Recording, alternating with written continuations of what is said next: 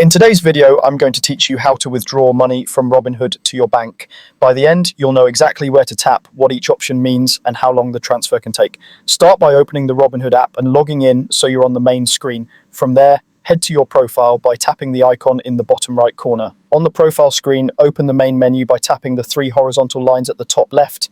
This brings up the navigation panel where you'll find the option you need, Choose Transfers. This is the hub for moving money in and out of your Robinhood accounts. Before you move forward, make sure you have a bank account linked. If you don't see one, tap Add Bank Account and follow the prompts. You may be asked to sign into your bank or verify small test deposits. Using an account in your own name helps avoid delays. Next, tap Transfer Money, then choose Transfer from Brokerage. This option uses your withdrawable cash balance. Keep in mind, only settled funds are withdrawable. Recent sales may need a couple of days to settle before you can move them out.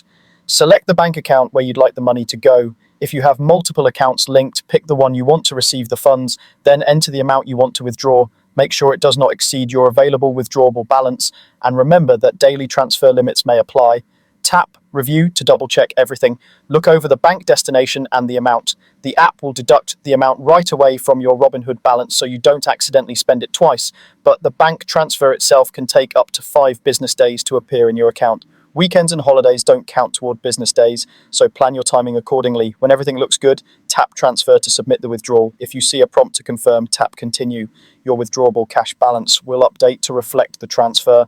If you want to keep an eye on progress, you can return to the transfer section later and check the status once the bank begins processing. That's it. You've moved money from Robinhood to your bank with confidence. If a transfer seems slow, give it the full processing window before taking further action, and always ensure your bank details are current to avoid any hiccups. Thanks for watching, and I hope this walkthrough made the process simple and stress-free.